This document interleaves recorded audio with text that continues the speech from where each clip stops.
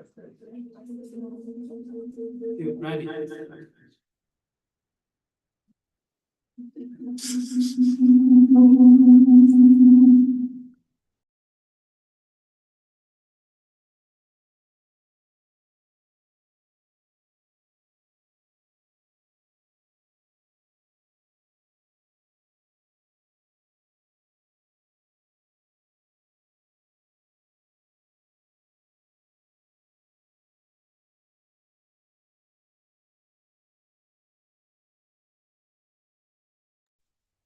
Good.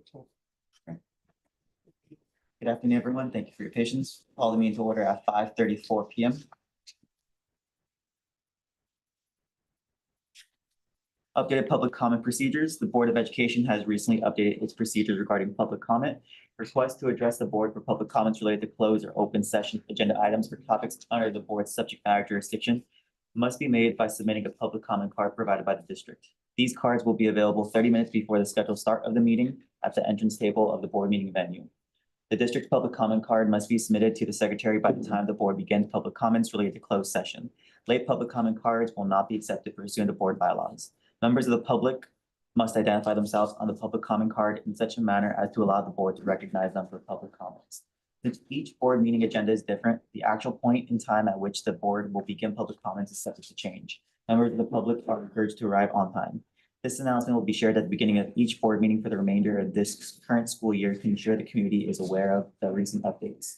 This is actually the last board meeting of the school year, so this will be the last time we will make this announcement. Moving forward, we will presume in good faith that the community is well aware of these changes. If you would like to address the board at this meeting, please complete a public comment card and submit to staff in a timely manner. Thank you. Now we please have a roll call. Yes. Board Member Aaron Cimental, Present. Board Member Patrice Sanzioni, Here. Board Member Norma Gonzalez, present. Board Member Dolores Rivera, Present. Board Member Dina Flores, Presente. Superintendent Dr. Alejandro Alvarez, Here. Dr. Julie Harrison. Here. Maricela Barba, Tomiko Lee Nolasco. Here. Thank you. Thank you very much. We have a quorum. Item number 2 is approve agenda for the regular board meeting of June 24th, 2025. Is there a motion to approve? Motion. Second. I heard a motion by Ms. Gonzalez, seconded by Ms. Rivera. Okay. I'm sorry. Thank you. We do have a correction recommended by the superintendent. The correction is to the agenda on item 10 consent calendar under child development item 4.5. If folks would like to draw their attention to that. And this would be to item 4.5 contract approval. Heartland School Solutions, the fiscal impact fund 13 should read child nutrition instead of child development. It was child development item 4.5 contract approval, Heartland School Solutions. And then the correction should be that the fiscal impact fund 13 should read child development instead of should read child nutrition instead of child development. See how easy it is to make that? Is there a motion to first accept this correction? Move. So move. And Ms. Rivera, is there a second? Second. Ms. Flores, okay. So the motion is to approve the correction by Ms. Rivera, seconded by Ms. Flores. Any discussion on the correction? Hearing none, roll call vote. Aye. Aye. Aye. Aye. Thank you very much. The motion carries. We'll now move on to approval of the agenda as corrected. That was still a motion by Ms. Gonzalez and seconded by Ms. Rivera. Any further discussion? Hearing none, roll call vote. Aye. Aye. Aye. Aye. Aye. Motion carries. Thank you. Thank you, Dr. Albert. Open session, pledge of allegiance. Dr. Albert, would you mind reading us from the pledge of allegiance? Please stand. Thank you very much. Place the flag, place your right hand over your heart. Ready, begin. I pledge allegiance to the flag of the United States of America and to the republic for which it stands, one nation, under God, indivisible, with liberty and justice for all. Thank you very much, sir. Watching. Three people are watching. Item number 2 is staff presentations and recognitions. The first one we have is for Senate Bill 114, dyslexia training. Dr. Alvarez. Yes, thank you, Board President. Members of the board, I'd like to ask Mr. Tavite to please come up. He's gonna be presenting on a new Senate Bill 114 that has to do with pre-screening. Really focused kind of on literacy, but there's like a dyslexia component to it. So I'd like to turn it over to Mr. Tavai. Thank you, Dr. Alvarez. Good evening, Board President Simmental, members of the board. It's a pleasure to be here to present Senate Bill 114, the screening for risk of reading difficulties. And in the presentation, we will review the implementation process and the process that we went through here in Bassett to identify the appropriate instrument that we think will best meet the needs of our students, staff, and community. And copies of the presentation are on their way. Please excuse the fact that they're a little late. You'll be getting them very soon.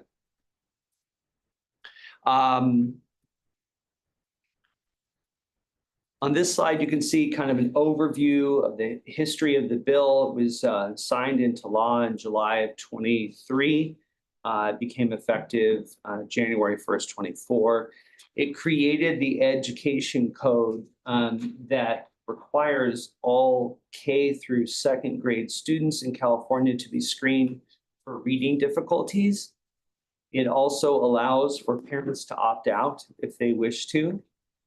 And the key focus areas are the early identification of early risk of reading difficulties, dyslexia screening, and then the broader implications of how districts should implement this.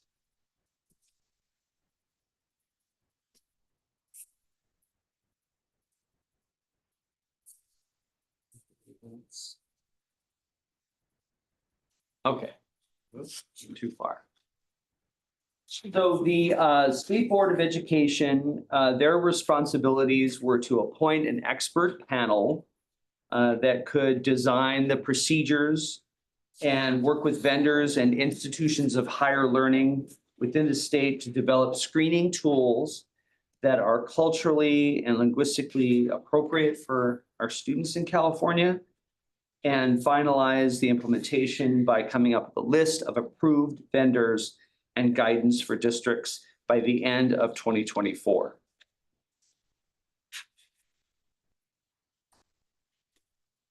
So on the screen here, you can see the 4 approved programs for dyslexia screeners that the state came up with. And the first is Mira. It is from Amira Learning. It's from grades K through 2, and it's available in English and Spanish. It is using artificial intelligence, AI, to test the students. The second one there is M-Class, Dibbles 8, and M-Class Lectura from Amplify Learning. It's also grades K through 2 and available in English and Spanish. Stanford University developed ROAR, which is only in grades 1 and 2 and only available in English currently. And then the state also partnered with the University of California, San Francisco, Dyslexia Center to develop Multitudes, which is K2 and also in English and Spanish. You can see on the screen that 3 of the products are in green and 1 is in red. The reason for that is to highlight that when we conducted our research and we brought in these vendors to talk with our team, we did not consider ROAR because it does not completely meet our needs. We needed a screener that would go down to kindergarten and would also be in Spanish. So we investigated the other 3 products.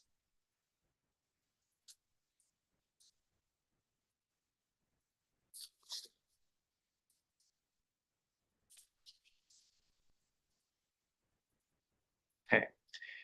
So the process that we went through, I'm skipping ahead here. Under this law, districts are required to adopt a screener at a public meeting before June 30th, 2025. Districts have the responsibility to notify parents 15 days before screening students to give, presumably to give the parents the opportunity to opt out, but also just to inform them of what we're doing. It requires screening of all students in grades kindergarten through second for reading difficulties, including dyslexia, annually beginning in the 25-26 school year. And lastly, it requires that these results and our next steps in terms of intervention based on the results be shared with parents within 45 days after the screening occurs. So there are some implications for services and special ed considerations. The support for students needs to be evidence-based literacy instruction, progress monitoring and tracking of students' reading, and intervention through things like tutoring, small group instruction, RTI, MTSS, and further evaluation is needed. It's important to know that screening alone does not determine or is not intended to determine special education or Section 504 eligibility. The results may inform child find referrals for special ed, but it's only part of a comprehensive assessment process. So again, it's important to be clear that dyslexia screening results do not in of themselves expressly are used for the purposes of determining special education or Section 504 eligibility, but are part of a greater, robust, comprehensive assessment process that is used to support students in reading.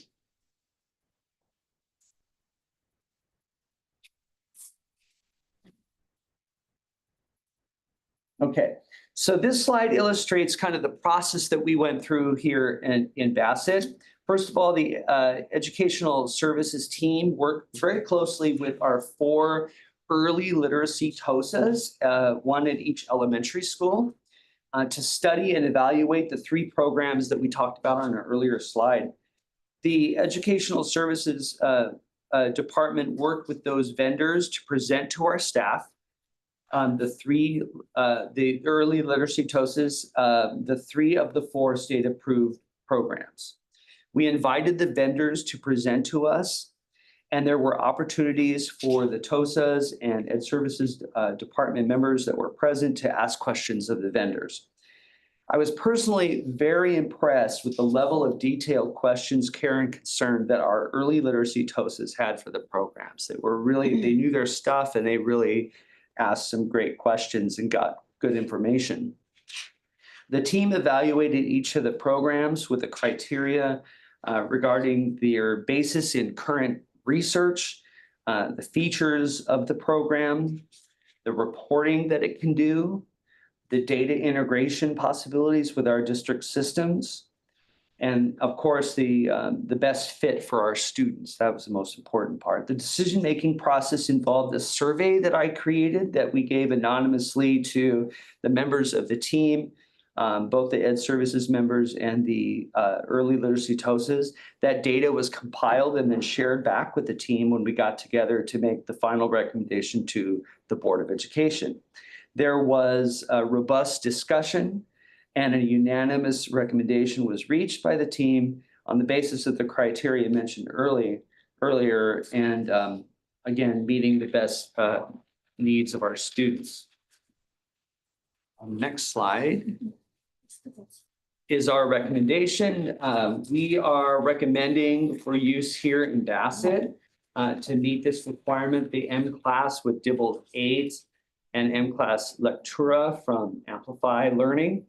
The top reasons for this, it's a one-on-one assessment that the team believed would yield more accurate results than perhaps like an AI or something like that. It's research-based and aligned to the science of reading, giving it high rates of validity and reliability, excuse me. The fact that much of our staff is already familiar with the paper and pencil version of Dibbles and its earlier variations, we felt that this familiarity would help us with the trust and reliability of the results. And the assessment is given one-on-one, like I said, by a teacher. It is taken on the computer, but we have confidence that with the greater familiarity that what they already have with DIBELS, that we'll get some good results from this and trust those results. Additionally, the special ed department currently already uses DIBELS in their practice. Using this information we gathered from using this information that we're going to gather from these assessments, combined with diagnostic data from iReady, we'll be able to yield very rich data about each student's reading abilities that can be used to really customize and individualize targeted learning for our students who are experience difficulties in reading. Lastly, the team felt that the instrument really needed to be in both English and Spanish. And so all those factors combined to create this, lead us to this recommendation.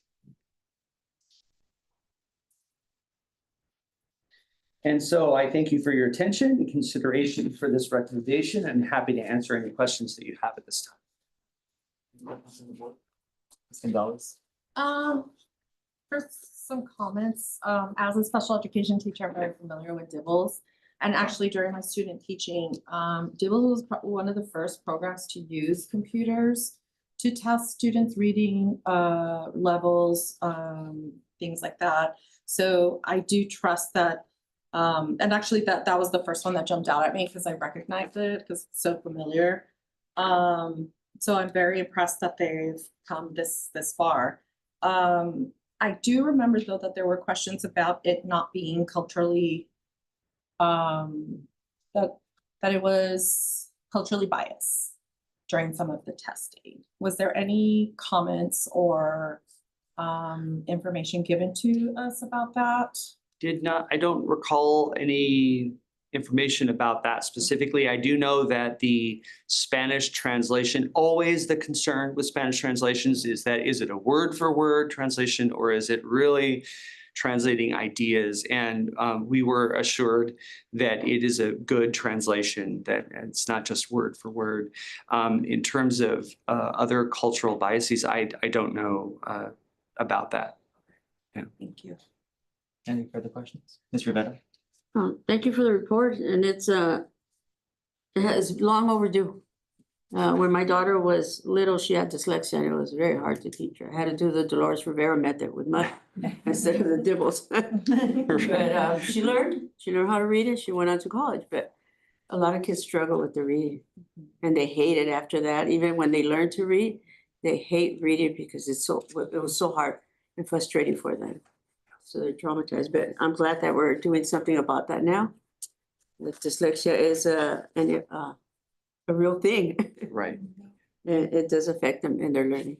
So, thank you. Dion? First of all, thank you for the report.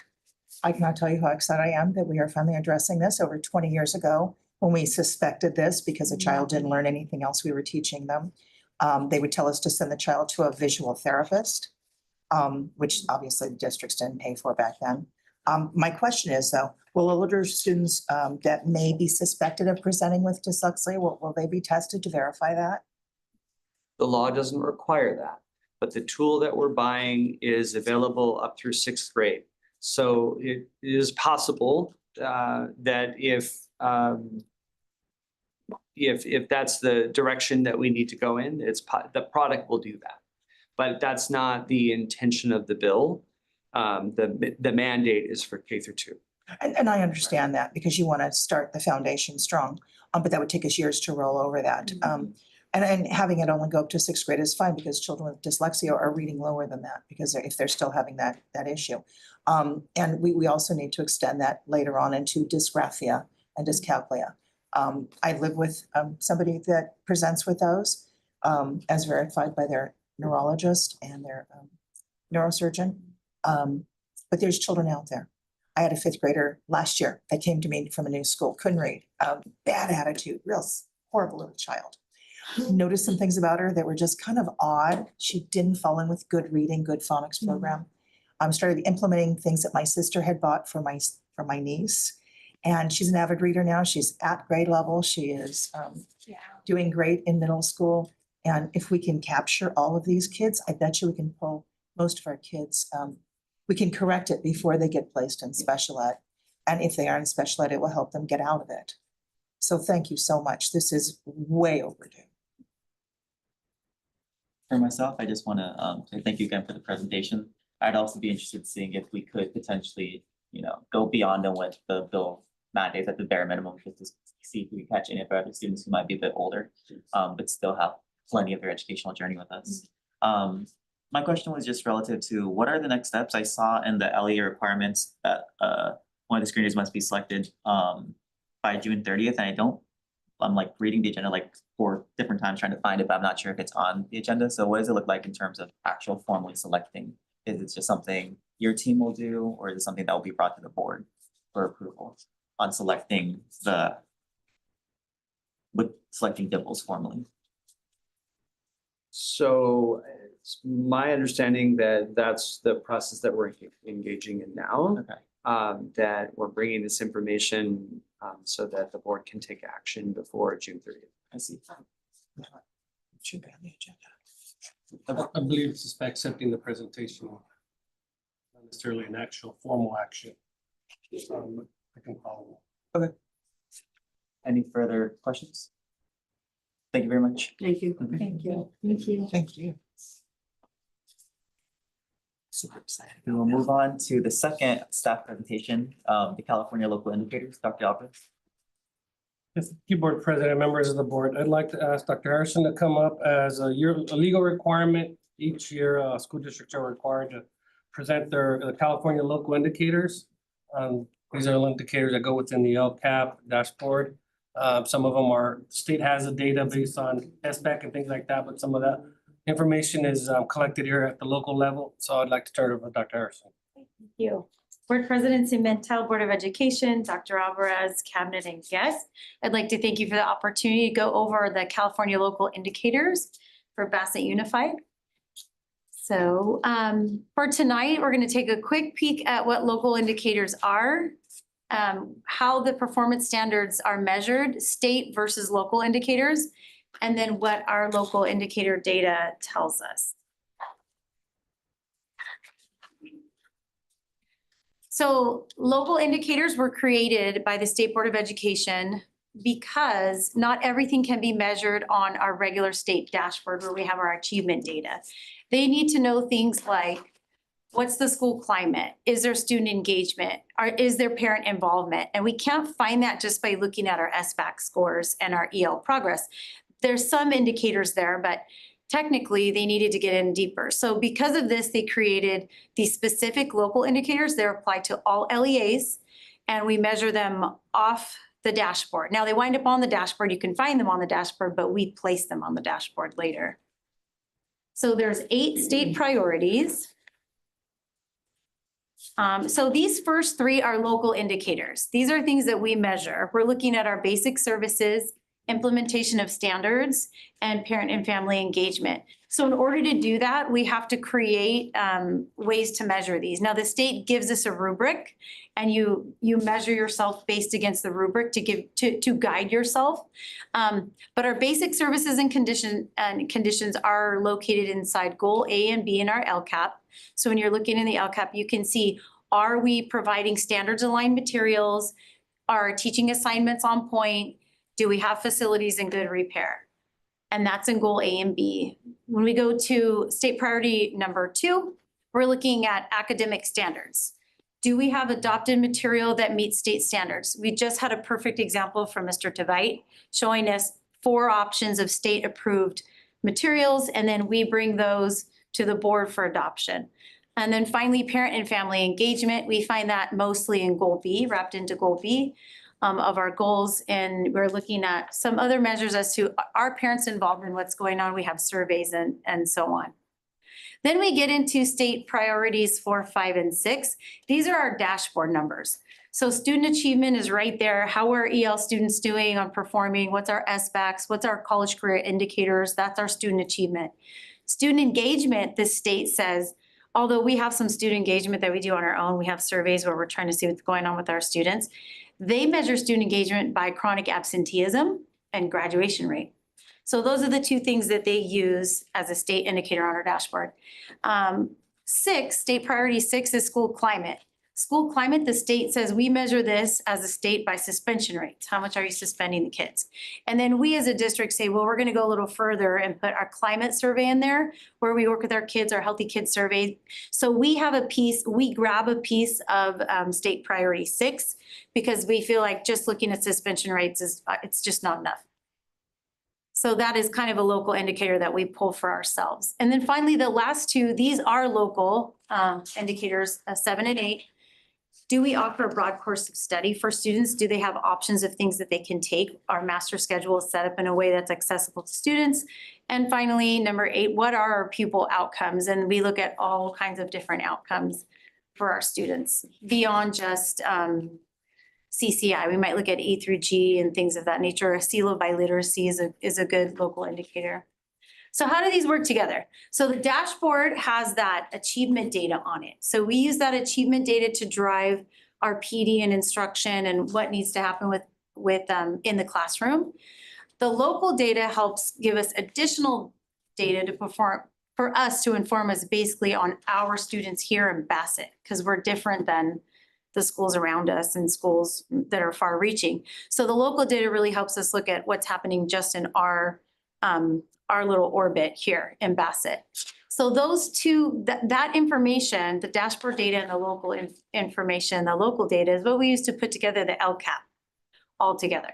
And that's the plan that we use to address all of our student needs. So how are we doing? So let's look at our local indicators.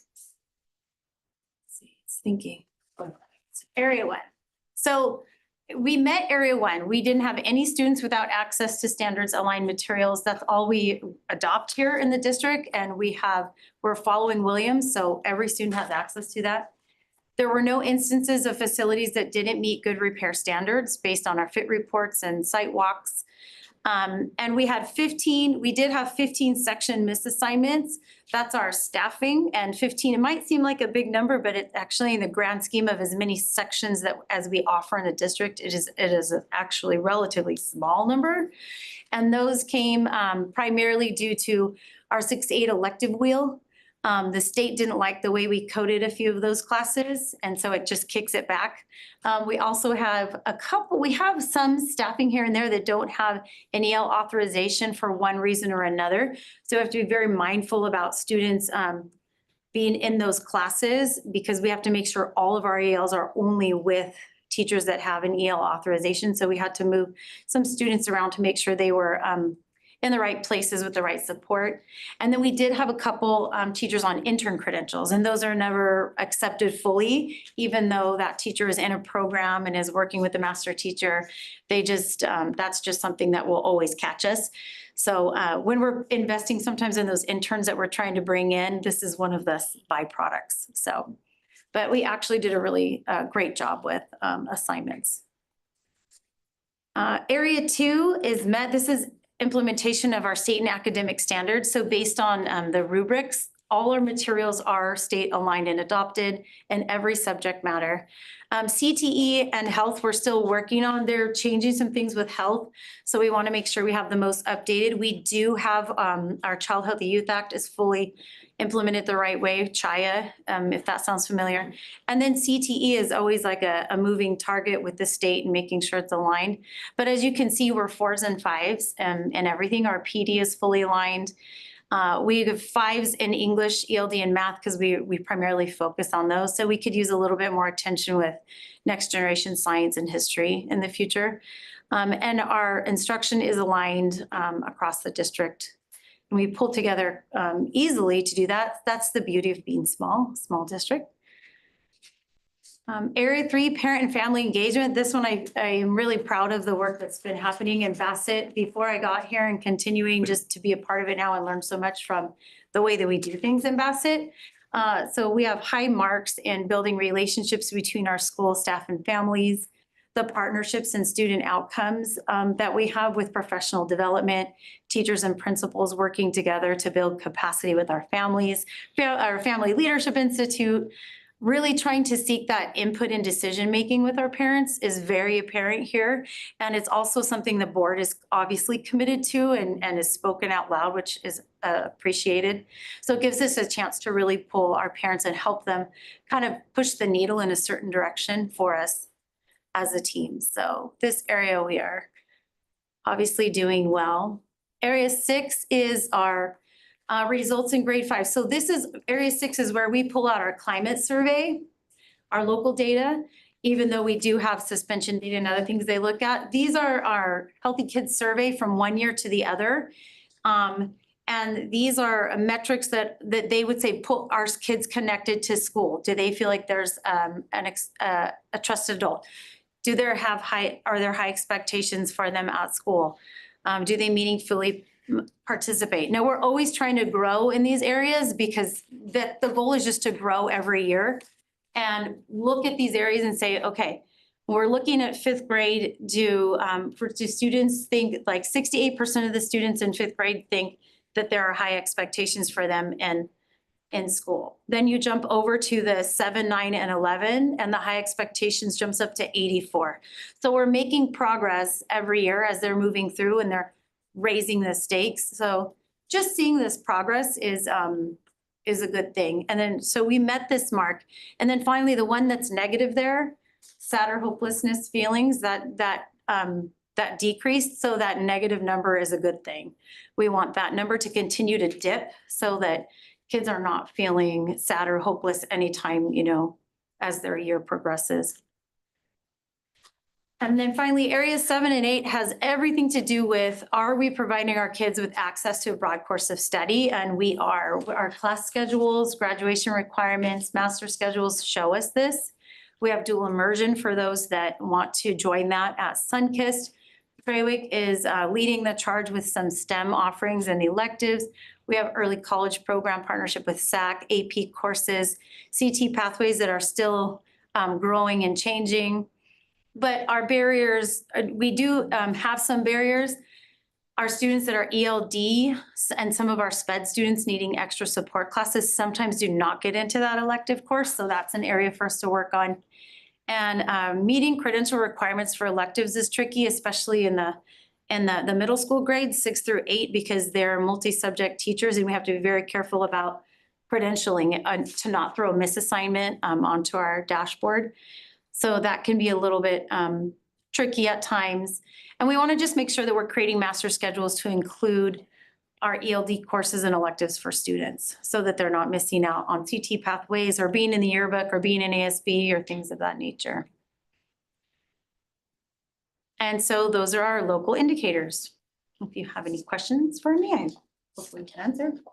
Thank you very much. Mr. Rivera? Yeah, I had a question. So the ELDs don't have to stay in that one class that they used to before and not be able to take elective courses or anything like that? So our, the ELD students, depending on the grade level they're in, so like in middle school, for middle school, example, I core taught. core plus the ELD class as a support until they can reclassify, and then PE. So that is their 6. So where they would get some outside interaction that's not necessarily a solid class would be in the RTI period. Sometimes that's enrichment or art, but it's not an actual elective course. If there were more periods in the day, then there could be an option for that. But with the 6, it makes it hard because there's always the 4 core that never goes away. So our goal is just reclassify as quick as we can. And just as a caveat, I was talking with Mr. Tabite today because he's on top of all our numbers. And we were looking at our 5th graders moving to Torch. We have 10 ELs from Van Wig and Sunkist combined, only 10 that did not get reclassified moving up to Torch. And that's a really low number because we're trying to reclassify them before they move to middle because we want them to be able to take those electives. So there's a big push to do that. So those are some things that we're always looking at, but you're correct. Yeah. Ms. Gonzalez? Do you think that the barrier that Ms. Rivera was talking about is that a problem that other small districts have, or I think it's a state, across the state of California, it's a challenge, I would say. Sometimes there's workarounds, sometimes a 0 period. You could offer a section of 0 where a student might, if they want to start their day earlier and take like the English class or get something moved out of the way. So there's ways to basically make a 6 a 7. So there are some creative ways to do it. Would summer school cover any of those? Summer school is definitely, for high school, it would definitely be an option because they get one of those grad recs out of the way in the summer and then they can go into an elective. Yeah, or again, a 0 period, a 8th period, something like that, or 7th period might work. Thank you. Ms. Flores? And thank you for the presentation. This is awesome and so thorough. Parent and family engagement, as you know, I'm all about community. Yeah. Bringing the community in because it does take a village to, Yeah. raise and educate a child. So, this is really good and that is at the forefront for me. I know that, the parent and family, I'm sorry, Parent Academy for Mhm. youth, that is fabulous. Looking Right. forward to that in the upcoming year. Getting ideas on how PTA can get more involved in this because I feel that that's a very strong segue to more communication. Parent Square Great. is to me, it's amazing. I learned so much, get caught up in what's going on. So to Board Member Rivera's comment and Ms. Board Member Gonzalez, the electives, so 5th grade transitioning to Torch. But we have 2 campuses that they kind of go through. Don Julian and Edgewood. Edgewood. Yes. Yeah, that's good. So are do they have opportunities for kind of sort of the same electives somewhat? The ELD students or all students in general? Which Or all ones? students in general, that's what. So the electives are different at each of the sites. However, we've worked really hard this year. Mr. Salama, who's not here at the moment, has been working with them for doing our wheels, but creating wheels that are for things like esports and STEM, so that it may say wheel on their elective, so they may think, oh, exploratory wheel, but they're actually getting art class and they're getting esports. So we've been working on those course descriptions and trying to get them past the gatekeeper or HR over here to see if we will not throw any misassignments. So yeah, we've been working hard to do that, make sure we're coded the correct way. And lastly. So there'll be more, yes. Thank you. And lastly, our high school. Our high school, that's our flagship. So I really like seeing all that they're growing. Their CTE pathways are growing. I understand we might have a business CTE coming, but we'll talk about that later. Yeah. Yay. So this is really great. We're heading in the right direction. I think all this is fabulous. Yeah. Thank you so much. Ms. Stanzioni? First of all, thank you so much for this presentation. It was clear cut and easy to understand. I do have a number of questions, but I will seek out clarity on them at a later time with you. Okay, sounds good. I actually would like to echo that. Just robustly, a really great presentation. Thank you very much. But I do have a number of questions I want to just touch base off. Otherwise, I hold us over for well over 30 minutes. I don't want to do that to my colleagues here. But they are all very positive. I think I want to just commend something that I've heard all year, and we're actually, congratulations, approaching your 1 year with us. I actually. know. Made it, And yeah. let's speak that into existence, and it's been very expressive, I guess is a polite word I'm gonna say, on just, how well received you've been in the district, and I think a lot of this is kind of showing that. So job well done, and I look forward to seeing the good work continue, and I just have some questions to help you with that. Okay. Thank you very much. Mr. Oh, yes. President Summerville, I'd like to echo that. You've been a ray of sunshine. You've filled a hole that we've been needing for years, and I know that your support staff is blossoming because of your being here. So approaching your first year here with us, thank you so much. No problem. Any further congratulatory comments? Happy to be here. Congratulations. I'm the lucky one, that's all I have to say. Working here has been amazing and I love it. Are we bringing the family institute back? Yeah, absolutely. Sounds good. Thank you very much. Thank you. Dr. Alvarez, are there any public comments? None? Okay. The board having arrived to the point on the agenda where we begin public comments related to closed session, but there are none for closed session or open session. If I may, I will just be foregoing reading that script for now. We'll now go on to superintendent comments. Dr. Alvarez. Don't have any comments, Doc. That's it. Yeah, good. Board member comments, Ms. Flores. Okay. This is kind of good, because usually I'm just echoing what he's saying, so I get to be first. Okay, so it seems like we just met yesterday, but yet so much has happened in the meantime. I attended the adult school graduation. It was very, very nice. There were students, it's very heartwarming to see that. That was nice. I also attended the Hilda Solis Aquatic Center grand opening. That's the one that's off of Temple in California. It is a large aquatic center, has a lot of services. But the community takes advantage of it. As beautiful as that aquatic center is, I still say I love our aquatic center. The aquatic center is amazing. And what I really love most about our aquatic center is community built it. It was, our aquatic center came with bond funds. And as you all know, that's community. So I see the Sunkist Playground is complete. Almost complete, the third one is yet to be. So now that school's out, I guess we're not having a grand opening maybe until August? Is it gonna be a grand opening? They've already been using it, so we'll see. I mean, let me coordinate something. Yeah, something nice. I mean, Van Wee got one, so let's be fair. I'm excited for the field projects to be beginning. That's our next biggest project. Are we on task for December completion? I have to follow. We're still waiting for DSA approval on the second submittal based on comments made by DSA. So. It's gonna cut down on my steps because I don't have to walk all the way to the other school, because now I can just walk down the block. So that'll be good. Community, if you have nothing to do, on the 3rd of July is the 4th of July Spectacular at La Puente Park.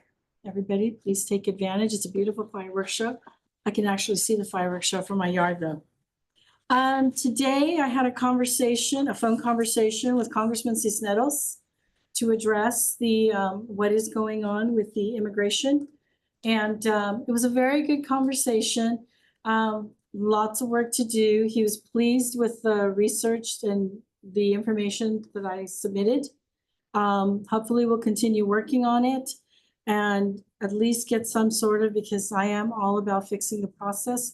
My advocacy for this is advocating for, mostly for our students' parents.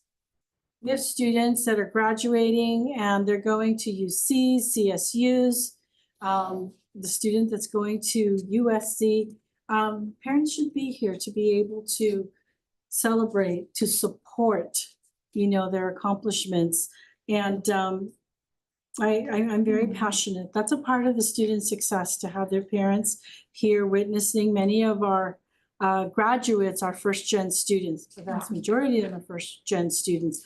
I myself, I'm a first-gen high school and college student. So yeah, so let's continue as far as in that support. Other than that, I don't think I have much of anything. Everybody please have a safe 4th of July and enjoy. Thank you so much. Thank you very much. Board member Dolores Rivera. Thank you. Good evening, Bassett.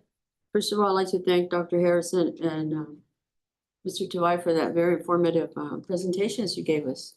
And we're looking forward to the new programs for the dyslexic children. I'm really looking forward to that. I'm very passionate about that. And the benchmarks the indicators are good. Our parent engagement is going up, so we got to keep that going. And I want to say happy belated birthday to Dr. Alvarez. He had a birthday during the week and last week. No, we missed it. Happy birthday. And then, I didn't know you went to the aquatic center opening.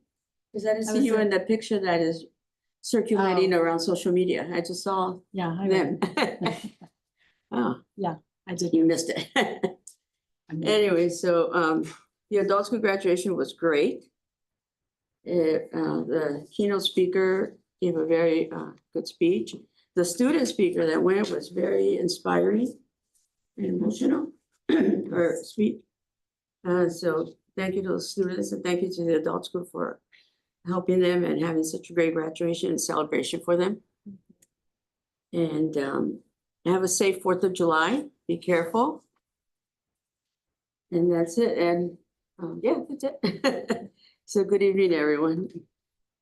Thank you very much. Board Clerk Norma Gonzalez. Yes, adult school graduation was magnificent, very inspiring. I think it's not lost on a lot of people that were there, especially the family members that, the students want to be there and they want to make a difference. And I loved every ceremony that I attended. But I really think that this one was probably the most inspirational for me, just to see the celebration happening despite what's going on in the community.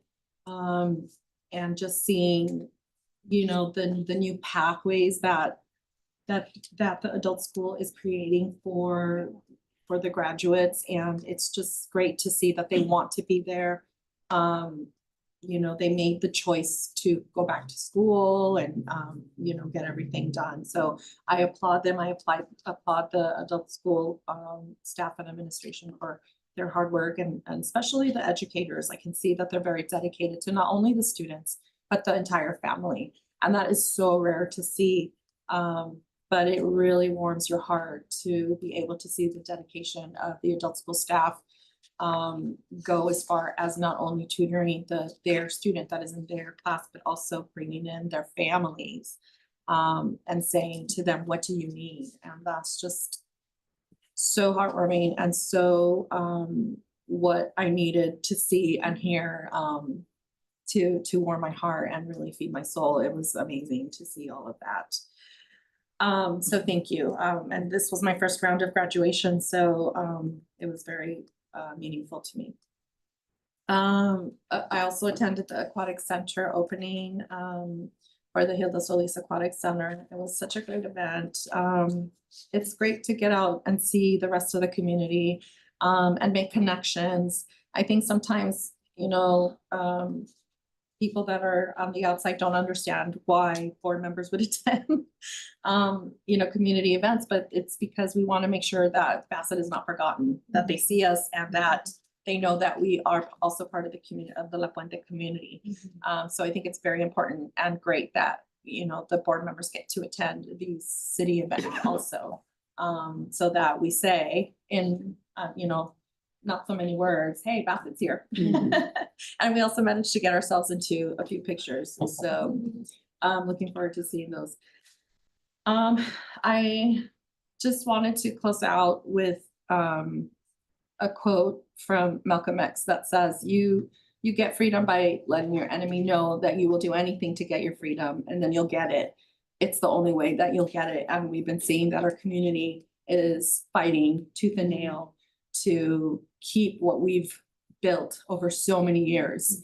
Our communities of color make America what it is. They work the land. They keep the communities afloat. They open mom and pop shops. They sell on the streets as vendors. We make Los Angeles, we make Bassett, we make this community what it is, the wonderful communities that we are and that are surrounded by us, and we should not forget it. So I did have the pleasure of attending a couple of the No Kings protests. And it was very also inspirational, and it really gives you hope that you are not alone, that you are surrounded by open-minded people that appreciate the communities of color. So thank you to the communities, thank you to the Bassett community for standing up. And there was a little small protest, the first one right here in front of the adult school. And so that was great to see. And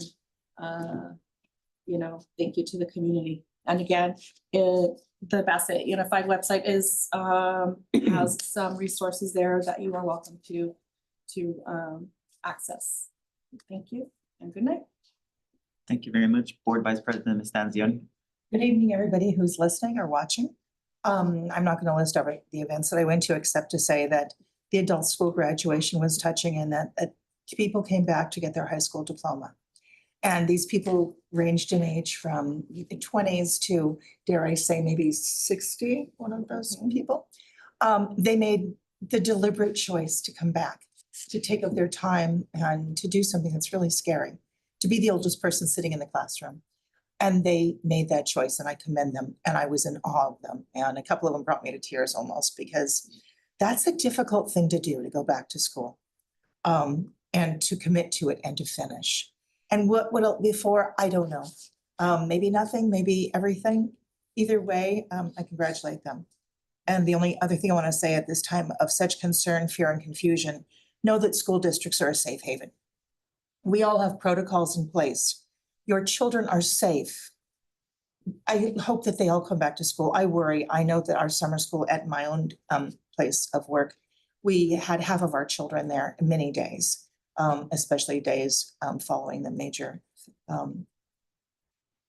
events. But know that we are a safe place. And if you have any questions, you can always call the district or call your local administrator and they can give you the support that you deserve and that you need. There's information all over the internet. People are here to support you. As Board Member Gonzalez said, California was established by people that maybe had no documentation. And they are being worked by people who maybe don't have any documentation. And you're not seeing a whole lot of people run for a lot of those jobs. And I don't know what I do without certain people that come by my street and honk their horn or ring their bell. They've been friends for years and years, 20-some years. And we all pray for peace, but we know that peaceful protest does work. I would love to quote Dr. King because he believed in peaceful protest, but I'll stand by the words of what was just cited with Board Member Gonzalez. This is a very passionate time, a very big time where we should be praying for sanity, but know that your children are safe with us. Thank you and have a great night. Thank you very much to my colleagues. Thank you to those of you who were able to attend along with our superintendent to the Aquatic Center opening. Thank you very much for sharing the photo last Friday. It was nice to see. Wasn't able to attend myself. I was able to join a lot of our community members with the No King demonstrations. A few of them that are local. I know there was a large one in Los Angeles, but I joined the one in Covina, Edmonte, and Pasadena. Very peaceful at all of them. It was really sad to see a lot of state violence from local agencies at the Los Angeles one. But you know, we have to just keep on going through and advocating for ourselves, protecting our rights. And I really do appreciate the quote that was given earlier. I believe it was last week already. I attended a prayer breakfast that was held by the city council, the mayor and council for La Puente. It was mostly of the clergy, you know, the religious denominations throughout the city. So it was nice to see a convening of the different, you know, religions, the different cultures in that space. I have some resources that I didn't able to get enough for everyone. I apologize, but I have some for the superintendent and then the 3 members of his cabinet, and hopefully that will go down the line. But great immigrant resources. I didn't previously tell you this, I apologize, but you'll get to read it. But what you think it would be, you know, immigrant resources, some ACLU, you know your rights stuff in English and Spanish, some copy of red cards, this kind of, or some guidance from the city of La Puente proper, some from the National Immigration Law Center, specifically on, you know, if there's a raid at your employer, if you're responding to, you know, an I-9 audit, stuff like that. And then this quite larger sign, both in English and Spanish, of Know Your Rights with city letterhead. So it was nice. It was good to see. I felt very more informational, but it was nice to just know that, you know, there was a lot of questions had amongst the clergy, you know, is a sanctuary still a sanctuary? It isn't, nor schools technically, but just staying true to the fact of if they have a warrant and they go in, if they don't, we should do our part to make sure they don't get in. A big difference of labeling what is a public space versus a private space. Like, I guess there's not technically any spot in the district office that says beyond this point is private, So I guess if you wanted to make an argument, if you're an immigration officer, you technically just walk all the way through unless it says private, then that's actually where it stops. So make some notes, school sites, what is it? Personnel, lovely, all right, authorized personnel only is on this side too. All right, perfect, well then. It's really just this, it's just you and your team sadly, who take the heat there. But, making sure that's there for all of our schools and not only just the campus itself, obviously they're closed campuses, but parking lots if we have to, just whatever type of resource we can so that if any of our folks are detained, they at least have some type of defense. I think that's the scariest part of all of this. Seeing the erosion of civil society and lawlessness, where even if you want to err on the side of, adhere to a police officer's command, they're not identifying themselves. It's really, scary to think, is this law enforcement or am I just about to be, human trafficked? I'm about to be kidnapped. So however we, at least as a local government, can give our folks, some type of defense against a federal indictment, I think that would be great because, violation of due process, all this is just really terrifying. And, I'm happy to see a lot of our municipal colleagues, cities, counties throughout the state make very clear their adherence to, forget the state law at the top of my tongue, but that we won't collaborate with immigration enforcement, we won't assist in immigration enforcement. But still seeing our local, peace officers protect federal immigration enforcement, and not our citizens who are being abducted. I understand the concept of mutual aid on that side, but it's still not protecting our people. And obviously that's outside the bounds of the Board of Education, but our students, they will leave the schoolyard, their parents will not be on schoolyard all day. This still affects our community. It's really scary. So really hoping that our colleagues on that side of government really step up and do what they have to do to protect our people. Obviously, we are public education, and I think this is an incredible time for English, for critical thinking and civics to make sure we all know our rights. But however, we can also have some type of robust educational program on immigration rights, know your rights, civil rights, because this is clearly not, it's impacting US citizens themselves. I forget the number of how many citizens have been deported. So this is really impacting everyone. And obviously it is racially motivated, there's no doubt about it, but it's still scary. So if we're able to, start the new school year knowing that, every week, every month, however much frequency, we're gonna have something. If it's part of Coffee with the Principals, a quick Know Your Rights sessions. I know we have a beautiful Bassett for All website. If we could shorten that URL link from whatever its long combination of numbers and digits to just simply bassetusd.org/for-all. So that way it's something very easy. We could, slap on all district communication. We could put that on the marquees. If you are just an average Joe driving that, you see that, go to the page and you see all the beautiful resources that our team put together on knowing your rights for immigrants, all the resources that they have. Just doing whatever little art parts we can. I can reduce this to writing too. I apologize. They're just, things that come to mind. But we just need to do our part. I guess I'll just end it at that. Looking forward for all of us to do our parts in the way that we do. And yes, Mr. Bev. Oh, yes, I forgot that I did attend a webinar with Senator Bob Archuleta Yes. and a lot of other assembly people from all over LA. And one of the things they did say is that they could go into a main office at school or here or anywhere, but they cannot go into the classrooms or anywhere beyond the office. So, but the main office, yeah, and the parking lot, yes. But they cannot go into the classrooms or their playground or anything like that, but that doesn't mean Yeah. it might not happen. Thank you very much for sharing that reassurance. So that way our committee also knows, we're doing our part to protect them. Yes. Thank you very much for that. With that being said, we will just continue board member comments and go into closed session. Item number 1 is conference with labor negotiators pursuant to Government Code Section 54957.6. Item number 2 is conference with legal counsel, potential litigation pursuant to Government Code Section 54956.9. Item number 3 is public employee performance evaluation. If there's no objection, I will adjourn at 6:32 p.m.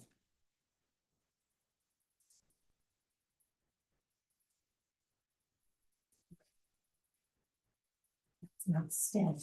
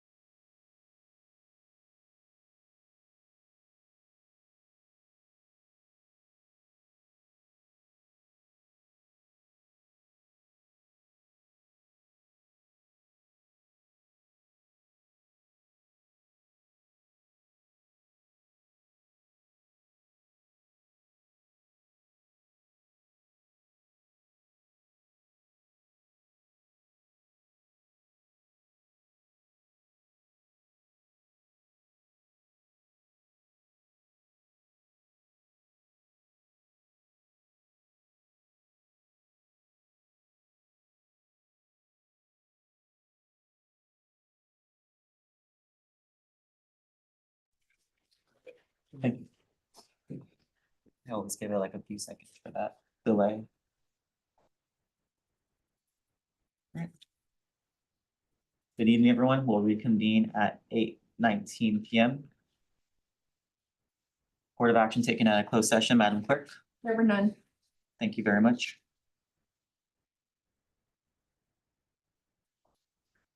Item number 9 is discussion action items. Item number 1 is approval of resolutions.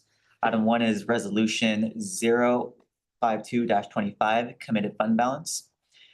And item number 2 is technically 2, so it's resolution number 050-25 for temporary interfund cash borrowing. And resolution item number 051-25 for temporary transfers from the school pools fund maintenance by Los Angeles County Treasurer. I'd like to ask for unanimous consent that we consider all 3 in one go. Is there any objection? All right, hearing none. Is there a motion to approve all 3 resolutions in mass? Motion. Second. The motion was offered by Ms. Flores and seconded by Ms. Rivera. Is there any discussion on the motion? Hearing none, roll call vote. Aye. Aye. Aye. Aye. Aye, the motion's carried. Thank you. Item number 2 is the 2025-2026 Local Control Accountability Plan. The superintendent recommends the Board of Education approve the 2025-2026 Local Control and Accountability Plan, LCAP, as submitted. Is there a motion? Motion. I heard it by Ms. Rivera. Is there a second? Second. There's a motion by Ms. Rivera, seconded by Ms. Flores to approve. Is there any discussion on this item? Hearing none, roll call vote. Aye. Aye. Aye. Aye. Aye, the motion's carried. Item number 3 is the 2025-2026 Bassett Unified School District budget adoption. The superintendent recommends the Board of Education approve and adopt the 2025-2026 budget for the Bassett Unified School District. Is there a motion? So move. Is there a second? Second. Motion is by Ms. Rivera and seconded by Ms. Gonzalez. Is there any discussion on this motion? Hearing none, roll call vote. Aye. Aye. Aye. Aye, the motion's carried. Item number 4 is the first reading and approval, Administrative Regulation 4119-12, Title 9 Sexual Harassment Procedures for all personnel. The superintendent recommends the Board of Education approve the first reading, waive the second reading, and approve Administrative Regulation number 4119-12, the Title 9 Sexual Harassment Complaint Procedures for all personnel. Is there a motion? Motion. Second. There's a motion by Ms. Flores and seconded by a motion, yes, sorry. You two have been switching it up, so that's my apologies. There's a motion by Ms. Flores and seconded by Ms. Rivera to approve. Is there any discussion on this motion? Ms. Gonzalez is recognized. I just want to remind everyone that it is normal to forego the second reading, and that's typical. So it's not anything that we're doing out of the ordinary. Thank you. Any further discussion? Hearing none, roll call vote. Aye. Aye. Aye. Aye, the motion's carried. Item number 5, first reading and approval, Administrative Regulation number 5145-71, the Title 9 Sexual Harassment Complaint Procedures for Students. The superintendent recommends the Board of Education approve the first reading, waive the second reading, and approve Administrative Regulation number 5145-.71, the Title 9 Sexual Harassment Procedures for Students. Is there a motion? So move. Is there a second? Second. Motion by Ms. Rivera, seconded by Ms. Gonzalez. Is there any discussion on this motion? For myself, I'd just like to also clarify to the superintendent, for students, will this also include adult education students? Yes. Thank you very much. Any further discussion? Roll call vote. Aye. Aye. Aye. Aye. Aye, the motion's carried. Item number 6, consulting services, CSBA Governance Consulting Services Workshop. The superintendent recommends the Board of Education authorize the superintendent to enter into a consultant services agreement with CSBA to provide governance consulting services workshop to the Bassett Unified School District Board of Education. Is there a motion? So move. Is there a second? Second. Any discussion on, excuse me, a motion by Ms. Rivera, seconded by Ms. Gonzalez. Is there a motion? Excuse me, any discussion on the motion? Hearing none, roll call vote. Aye. Aye. Aye. Aye. Aye, the motion's carried. Item number 7, Board of Education Scholarship Fund Award recipients. The superintendent recommends the Board of Education discuss and determine recipients of the Board of Education Scholarship. If I may first lead us in some introduction on this matter. As the board is aware, we took action the February 25th meeting to establish the infrastructure of the scholarship fund. As we determined we would, make a scholarship, we would have the payroll deductions, but after some conversations, we deferred on determining who would actually give it to. Initially, based off the original suggestion recommendation, it was envisioned to go to the valedictorians and salutatorians for Bassett High School, and then either the valedictorian or equivalent for Nova Vista. I know there was some good discussion on potentially giving it to the student board members, but that was just where the board was last time we discussed it. So this would be the opportunity for us to discuss. I think it might be more best practice for us to have an open discussion, and then based off it, and we could entertain some motions. Ms. Flores, I know you were one of the initial sponsors of this, so if you'd like it, you're happy to be recognized. So at the end of the day, what I would really like to see is a scholarship for students. We are the Board of Education and we celebrate students and all their work, and that encompasses a lot of students.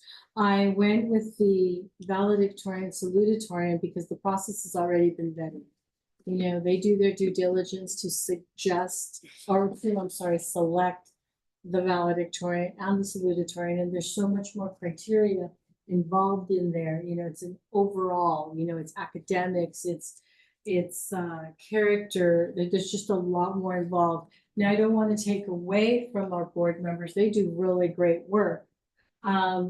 We see them here once a month, possibly twice a month. They do update us on things that are going on. I just felt that the valedictorian, salutatorian are more of a whole, encompass everything. If I don't really know quite how to say that, but if they are our student board members are representative of here, the board, and what's going on around.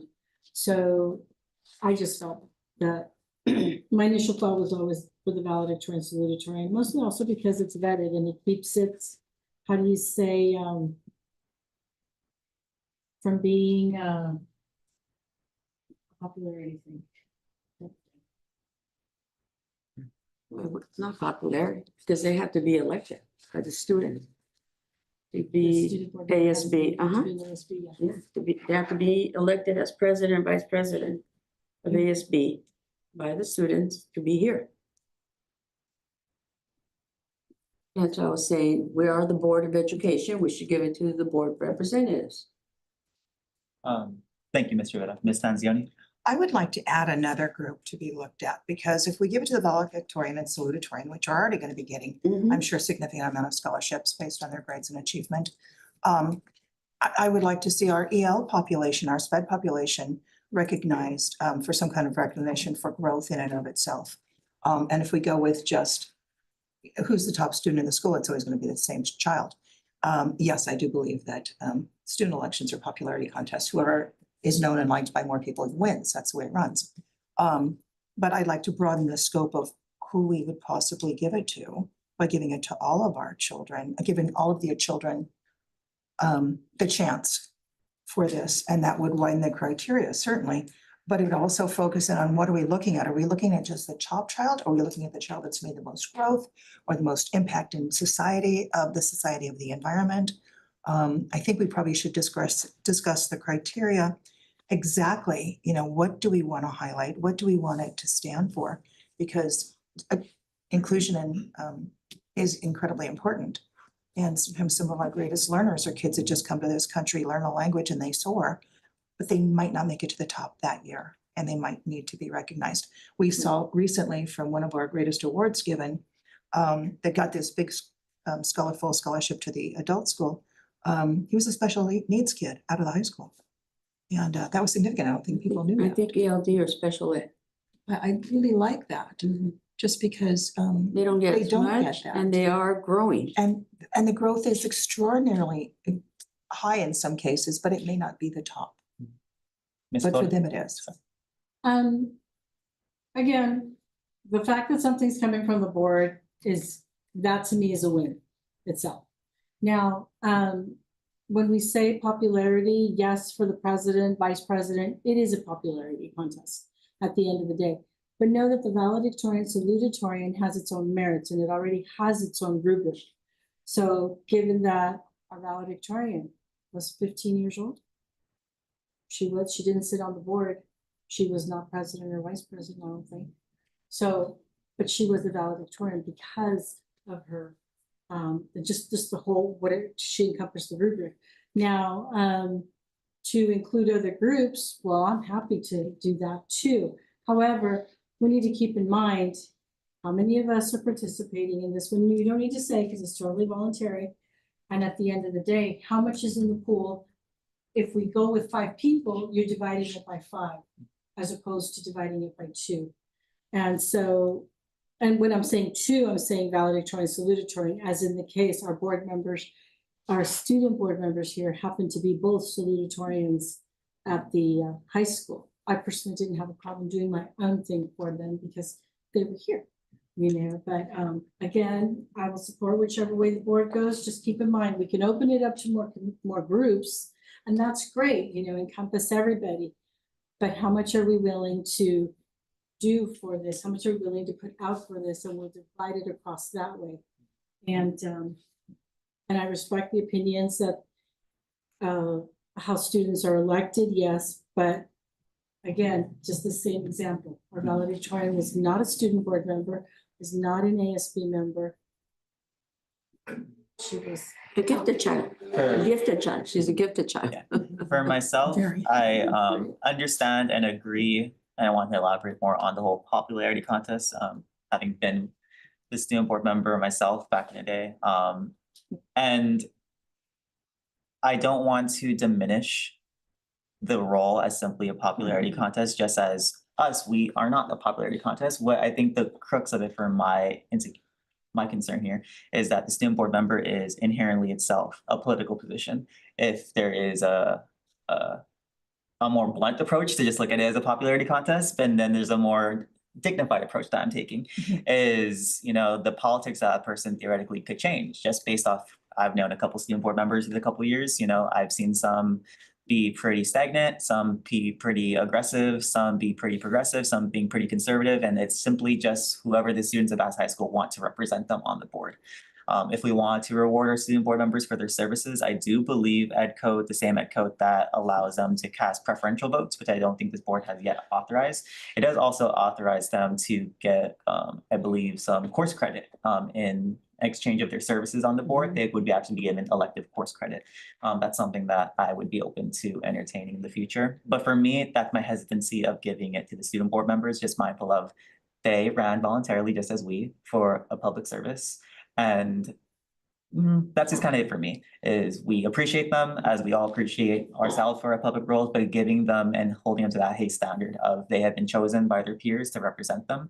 And I'm more wanting to be in the light of the scholarship should reward academic merit. I do appreciate the initial suggestion of it going to the valedictorian, salutatorian for Bassett High School. I do think there was also a suggestion that it goes to someone at Nova Vista. I'm not sure if they have a valedictorian proper, but initially reading back the February agenda, it would be a total, if all board members voluntarily contributed, technically the max would be $500 each. One thing we would consider, as we just saw this last year, if let's say the salutatorian was tied by 2 people, would we be okay of making it $250 each, or would it still be $500 each, in which case where would that money come from? So that's one thing. But I would be open to potentially kind of incorporating what Ms. Santione was saying, if we wanted to.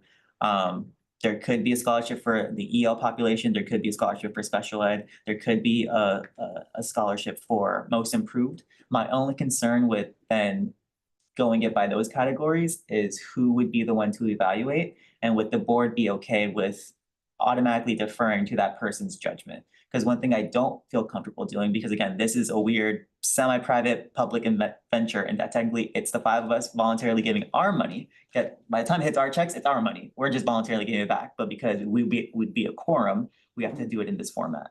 My concern is I don't want to have a public discussion on the merits of children. That just feels weird to discuss, like, okay, we have the applications of, you know, Norma and Dolores, and in public session, because where else would we decide their fate? It feels a bit weird. So I would be comfortable with then if we want to deviate from valedictorian and salutatorian, because again, the simplicity with is that they would have been objectively reached the criteria, and that's how they're getting it. Then we would be okay with deferring, okay, it's gonna be chosen by either the superintendent or the site principal or a counselor, whoever, or a committee of counselors, whoever. If they decide, they would decide. We would vest the power of determining who would get it to them. And it would no longer be our discretion to say, oh, it's going to you or you, whatever. We would say, if we wanted to go to the EL population, to someone EL, someone for special ed, we're giving our power to determine who that is to someone, and we have to honor that. So that's my point of view on deviating from valedictorian and salutatorian, is then we have to make sure that we're okay with that. Ms. Rivera? Yeah, because if we do special, let's say special ed, then the special ed teachers will pass out the application, whatever it is, and submit them to the director. And the director will, you don't even have to put names. When I was in PTA, we covered the names, so we didn't know. All we read was what they did, what their grades are, their grade point average. And in this case, it will be, we look for other things. And then that's how we based it on. The same thing with ELD, we would give it to whoever's in charge of the ELD community, and do the same thing. The teachers will give it, and then they would choose. And that would be we wouldn't know who it is because their names are blocked. You're going by what it is and what they're doing. You know, we want to see them improve. We want to see them with their little higher grade. What other activities are they involved in? You know, things like that. Yeah. Ms. Flores? The high school PTA has a committee that reviews all the scholarship apps. And I'll be honest with you, when it comes to the council, I just say, give me the names. I need 2 names. Well, what we decide on as council is how many will go to the high school, and we've started to include Nueva Vista in there. So we've already done that. And I just say, give me the names. Give me 1 Nueva Vista, give me 2 high school. Or no, I'm sorry. I think this year we did 1 high school. We did 2 Nueva Vista because I presented to 2, I think, yeah. So, but they have a committee that does the whole rubric, and I'm trusting the process that they're doing. They know what they're doing. So just give me the names. That's all I need. And a copy of the application for our files. Dr. Alvarez? If I may make a couple suggestions. First is, if the board is comfortable, district does have a management association that gives scholarships as well. They already have a process. If the board feels comfortable allowing whatever process the management team has, and obviously with the board establishing the criteria, how many, EL, special, whatever it may be. And then I would just ask that all of you be clear on when we're talking about scholarships. Are you talking about, say, I'm a recipient of the board scholarship. Do I get the money and I get to use it however I want, or I only get it if I'm gonna go to college, a trade school? I just wanna make sure we're clear on that part as well, because we may have students applying and not end up, or not really have anything in mind as far as what they're doing post-high school. And so I just wanna make sure the board is clear on when you're giving this money, is it gonna go to someone who, within their application, I'm applying to Yeah. the adult school for the electrician class, or I'm applying to, I'm getting USC or something to that degree. Yeah. That's good. If I'm, We could even ask for, we don't just give it right away. We could ask for registration to a community college, a trade school, adult school, whatever. sorry, in the spirit of our new bylaws, I want to make sure that the 4 of us aren't dominating. Ms. Gonzalez, did you have anything to discuss, or is it okay if I recognize? Yeah, I'm taking it all your comment then. Okay, and no then- obligation. And then I'll make a comment. All right, just want to check. Ms. Stanzioni? If I may, on what criteria does management base their scholarship on? Is it the highest grade? Tamiko, do you happen to know? There's an they read the applications, will volunteer on who's gonna read them, and I don't know the exact criteria.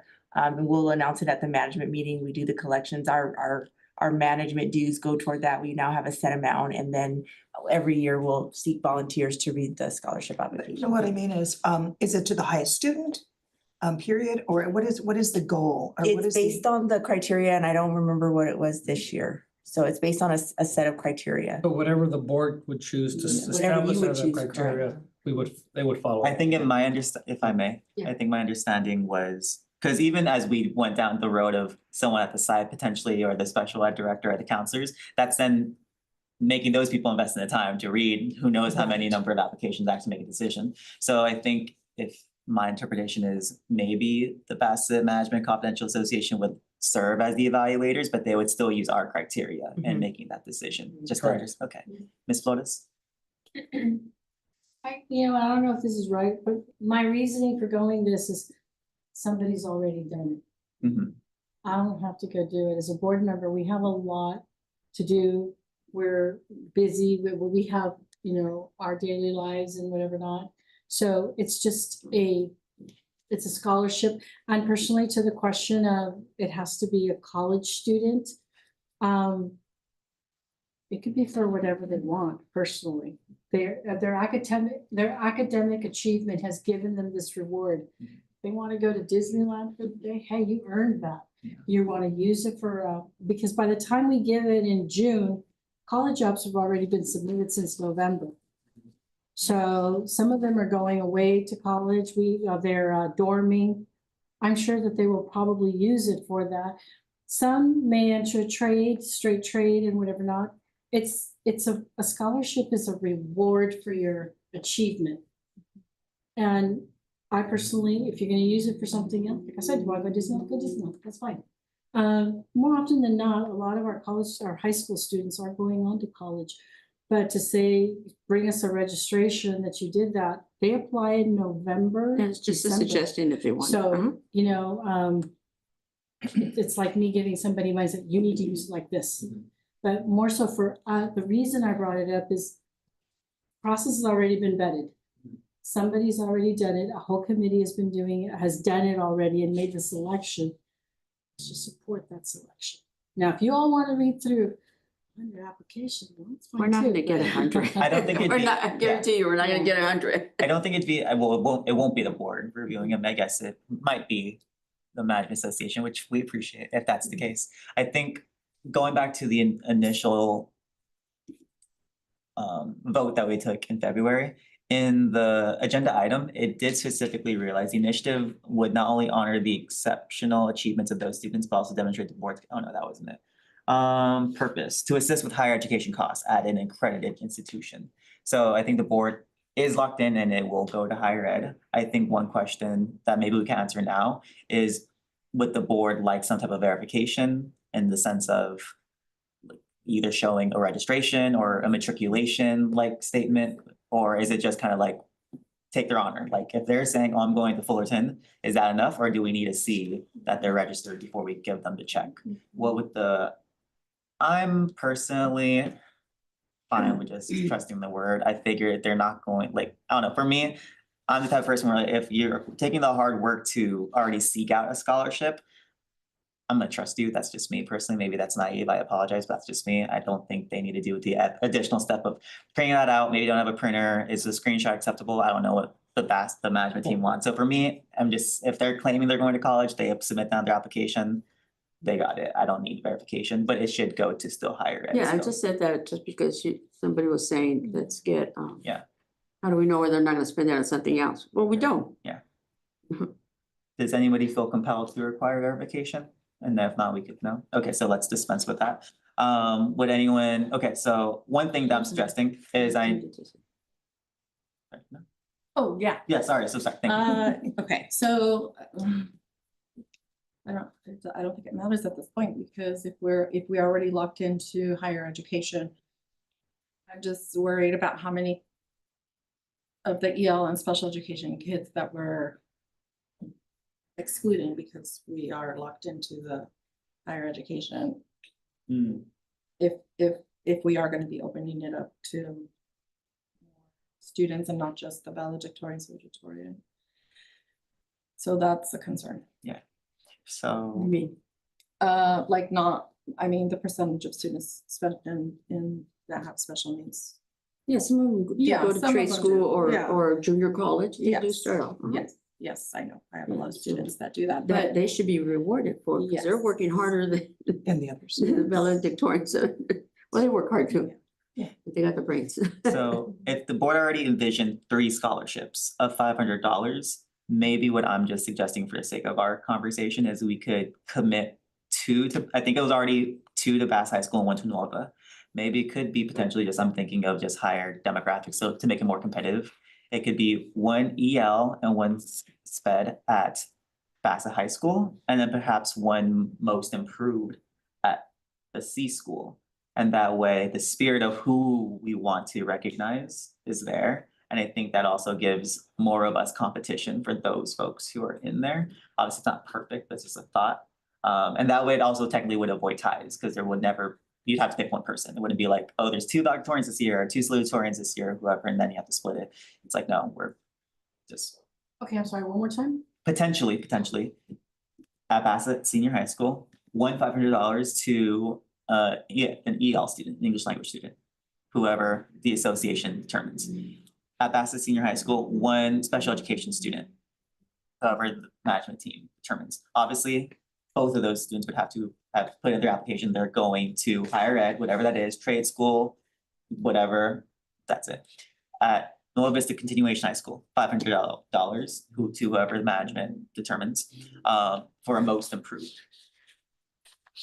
That is my suggestion, trying to incorporate, okay, if not valedictorian, because the concept might be, I understand the good faith effort, I appreciate it, of just like, it's already there, picked, there's no discretion and decisions in the application, we know who it is. But if we want to be more perhaps intentional, we want it to be someone who More inclusive. more inclusive, it's not just the top who we know is already gonna get a lot of money, that would be a way to then do that. So we're eliminating the valedictorian, salutatorian. Perhaps with that- those 3. Perhaps, that's just my suggestion, it could, again. Technically, because the board, that was the initial proposal, was to give to the valedictorian, salutatorian. We did not determine who it would be though, so this is technically free reign, if we wanted to say, give it to whoever exactly rank number 20 is, and rank number 22, it could be as arbitrary as we wanted to, but open game, that was just my suggestion for the sake of. how would we ultimately agree? Would we vote on it? Well, yeah, well, I think if we have discussion, if that sounds good, then we can make a motion. And if not, we could also give direction for the superintendent to maybe report back, sorry, but not anytime soon, obviously. But report back maybe for sure before, next year on elaborating on what is we want to give 1 award to English language student, 1 award for special education, 1 award for most improved, but what does that mean? So maybe giving direction to staff to then draw up that rubric of what actually measurably is most improved, what actually sets you apart from all the other EL or SPED students, and then we would just have to be sure that we're okay with the management association making the decision on our behalf. Yes. Ms. Okay. Gonzalez, yes, sorry, thank you, sorry. Ms. Gonzalez. So I with, I'm trying to acknowledge that it might feel like we're railroading her initial idea. And I feel like that's not our intention. And I do agree that it is a set process to select the valedictorian, salutatorian, and I do appreciate that. But I think that we do have to acknowledge that, yeah, the top students do receive already a lot of recognition and a lot of monies coming from outside sources, coming from within. So that's my biggest takeaway, I would say, and maybe it is gonna take some effort and it is gonna take some time to develop everything, and we have to clear it with the management association first, if that's even something that they would be willing to take on, or is it a directive that I A get? lot of Take people it are out. willing to take. Yeah. The so- boss says that. Yeah. I mean, personally, I would not, if we got 100 applications, say I repeat it. would love to sit and read every one of them. And you could be You a know? designated. Yeah, and then, Designated reader. I don't mind that. Well, I mean, Yeah, I've done that before Yeah, for the okay, PTA. sure. I've read all the. Ms. Flores? So really great conversation and thank you, Norma, for bringing up the other three categories. And again, at the end of the day, as long as it's something coming from the For the board, students. I am open because it's for the students. So when you mentioned 500, 500, 500, that's 1,500. Correct. So if we do want to do, we can come to a consensus and do EL, Yeah. SPED, and what was the? Most improved. Most improved, and you could do your valedictorian, salutatorian. It just reduces the amount from 500 to 300, which is still a lot of money. Oh, I see. $300, Oh, like that to can do all- cover, Yeah. that can That's cover a doing lot. Yeah. So everybody I'm gets down for one, and, this is what it's about, coming to a consensus and agreeing.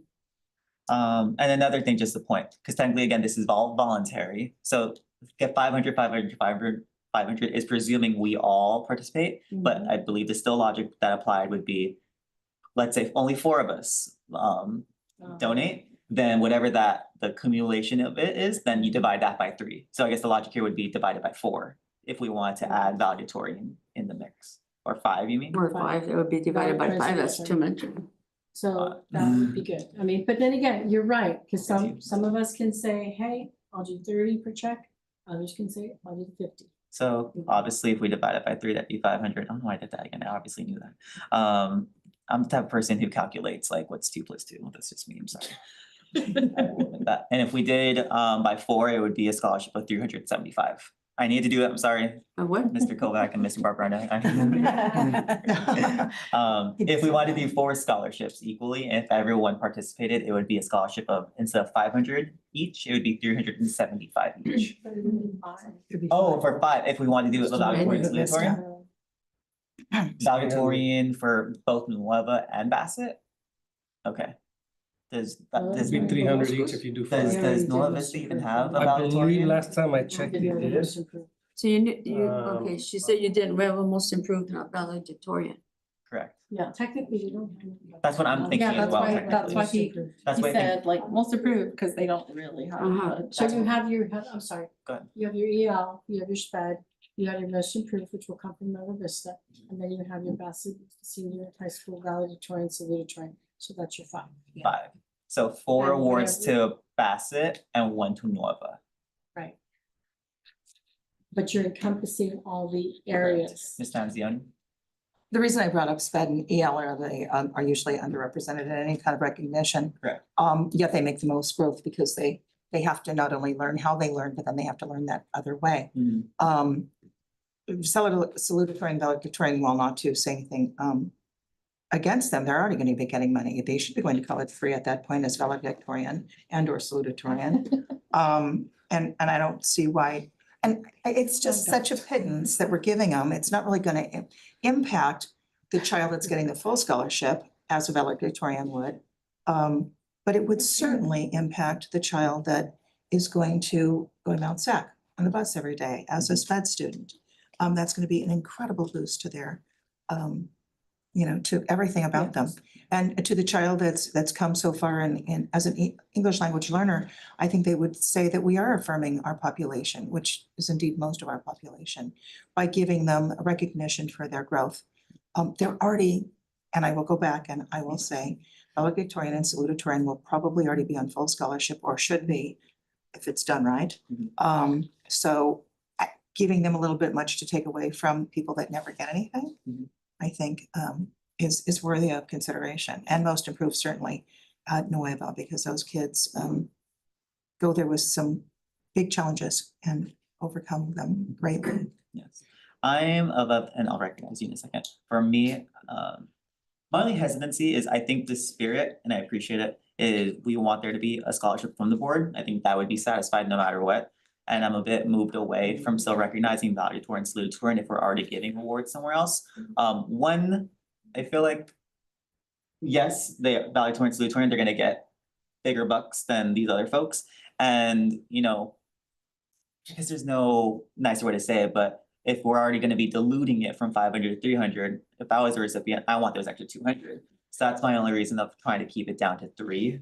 And I had another point. Oh, and practical point is technically there still runs into the situation of what if there's still a tie and valedictorian or salutatorian, which technically could happen, in which case that still gets even further broken down to just 150. So because of those two considerations, or depending on who it is, because of that consideration, that's why I'm kind of iffy on doing more than 3 scholarships, but that's just for me. Ms. Flores? So. Each time I'm gonna say, whatever the board wants, as long as something's coming from the board. Mhm. I'm saying, I'm doing it in the spirit of, my colleagues have mentioned to other areas, and I'm saying, okay, let's do it. So, but at the end of the day, it's coming from the board, whether it be 200, whether it be 300, whether it be 500. Let's say we all say, okay, at the end we pitch in, whatever. My point is in the spirit of cooperation, in the spirit of agreeing with each other, I'm open to do the 5. Mhm. Okay. It's something coming from the board. And all valid points in everybody's thing. And honestly, respectfully, I do want to go away from, we're assuming that the valedictorian and salutatorian are getting all this money. That's fair. So don't diminish it. This is something from the board. At the end of the day, I could get a lot from everybody, but the one that I wanted, the board does not recognize me to receive a scholarship because I'm not in this category. So I don't, the optics of that, the perceptions of that. So, like I said, in spirit of operating with or agreeing with my fellow colleagues, I'm open to 5. In response to that, just because I also don't want it to be, for any future valedictorians, offensive that we're just dismissing you, I'm gonna just, entitled to the argument, I just find it for me personally just a bit too speculative, because I mean, technically, if you're a valedictorian, yes, you're absolutely right, you could be a valedictorian who actually does not get big bucks. Technically, you could be a valedictorian who might be, someone who falls into these categories too, or you might be a valedictorian who might not even want to seek the scholarship. And technically, if we restrict the criteria to not just automatically be valedictorian, then they miss out on nothing because they never could have gotten it from the first place. But I think in order to move the conversation forward, maybe in order to get us more narrowed, initially we took action in February to have 3 scholarships up to $500. Does anybody want to, if there's a majority, then we could discuss it, but is anyone making any type of moving the conversation to expand that to 4 or 5? Does anybody want to expand that? I would make a motion to expand from February's agreement to 5. Okay, I'm gonna make messy notes and I promise Alexandra, I will get you stuff 5 scholarships. to 5 scholarships. So that was Flores to potentially 5 scholarships. Is there a second? Oh, no. No, that's what I'm trying to think. Again, parliamentary procedure, if there is a second, then we'll discuss. If there's no second, then we don't discuss.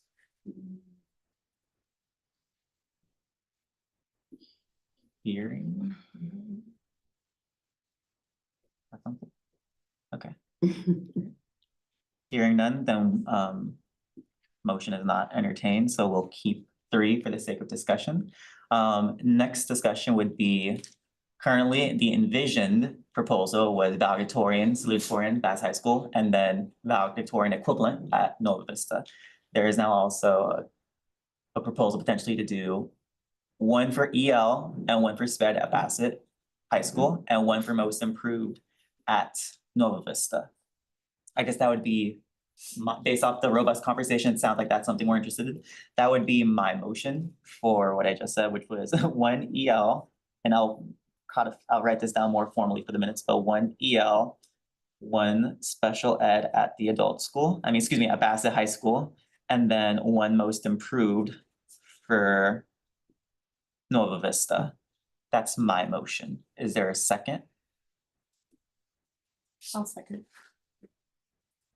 Final discussion on that concept of 2 scholarships at Bassett High School. 1 will go to English language learners, 1 will go to special education scholars, and then 1 scholarship will go to Nova Vista High School for a student most improved. Each will get up to $500, depending on if all board members participate. It might be lower. Discussion on, yes. Okay, so discussion. Yes, So- perfect. If not all board members participate, It'd be less than that. then it'll be less than 500. So what's the difference if we gave out 5 scholarships of less than 500. There's no difference. The presumption was presuming that all of us would participate. The same logic would have applied, though. It would be the totality, let's say instead of it being a bank of 1,500, it was just a bank of 1,000, then you'd still divide that by 3. The question principally was then if we wanted to deviate that, as your motion would have been to divide that by 5, which the board did not want to take action on. So that's the logic. More nitty-gritty. I apologize. If it should have been phrased that way. What if we do 4? Well, that was the I know, question. It's still right now, it's 3.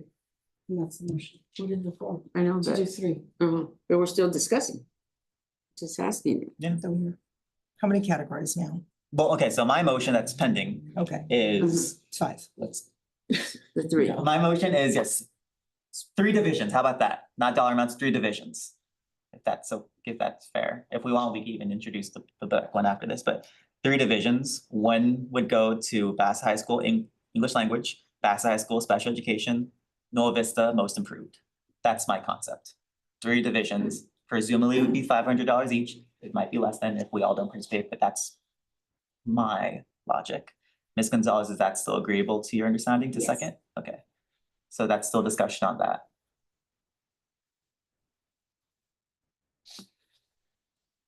Okay. On that concept, we're not finalizing everything yet because there's still more details, but on that concept, we'll roll call vote on that.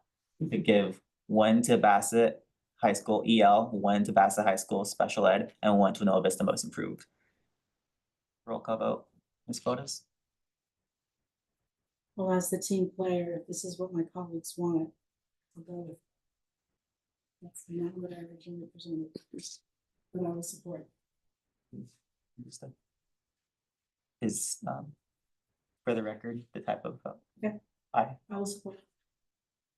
I don't want to interpret your vote. That's my only, I want to respect you. Aye.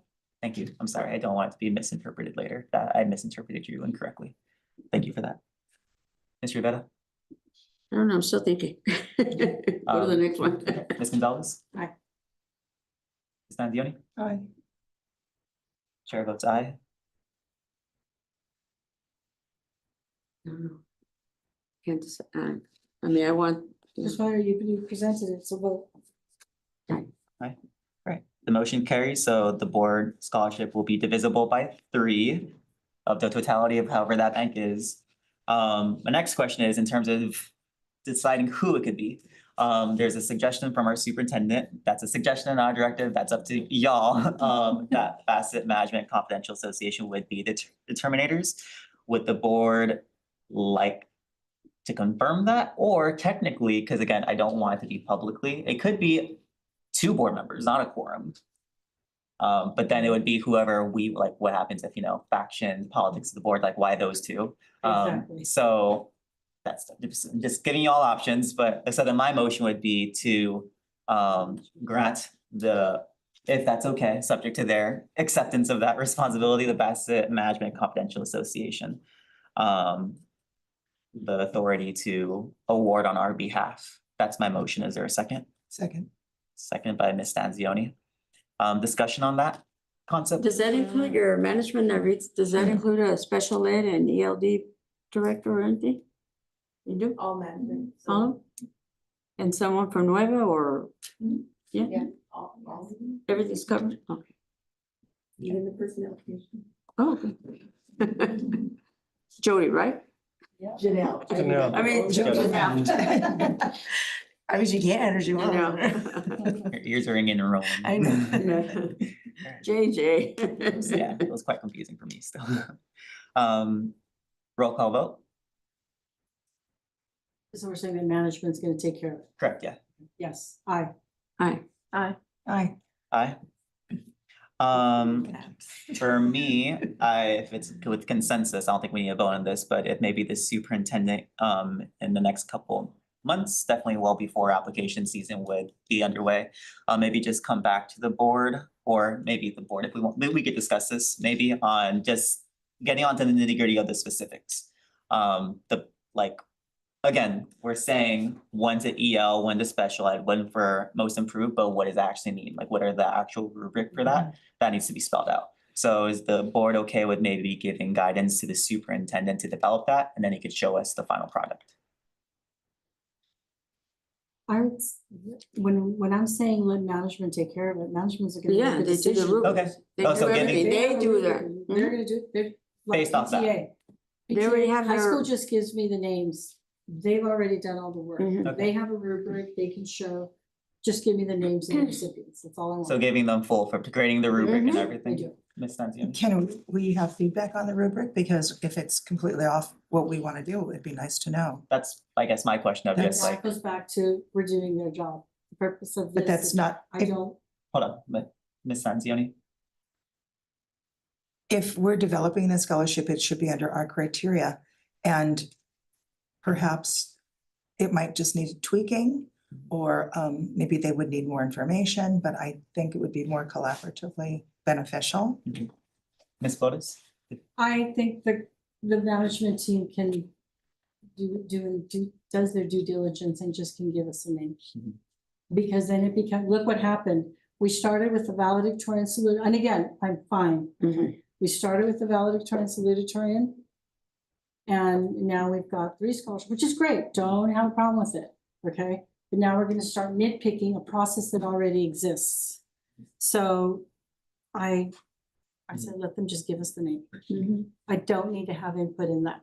Mhm. We were not gonna have, my initial question was, just tell the high, we already know, valedictorian, salutatorian gets announced at awards night. Boom, you already know. Mhm. I'm like, what's here? So I'm saying. Yeah. let them do it. My understanding was based off our previous vote, was that we're just giving management team the authority to review applications and then actually pick the winner. But in my mind, the question of still what that rubric was, technically, I'm of the opinion that that still is our initial authority and prerogative to still spell out what they are. So that's why I would like at least someone to work on developing a rubric, and then we still have the authority to then fix it. And theoretically, again, because it's voluntary and it changes every year annually, we could revisit it if we wanted to.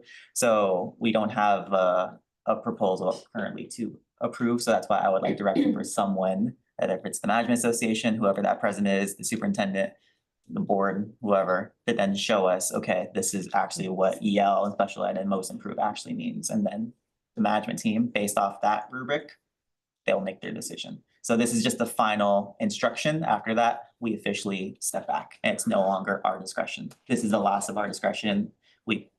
Our discretion was to do the damn thing. Discretion was to figure out how much was. Our discretion was to identify who would go to. Our last discretion would be to set the parameters. And that's, in my view, the last thing that we would do, and then step back. Is that a question or is that support? Well, both. Okay. Because Stanzioni. I concur completely with it. It's establishing that the focusing criteria is within what we're doing. Mhm. Because are we choosing the top sped student? Are we choosing the one that's had the most growth? Are we choosing the top ELD student or the one that's had the most growth?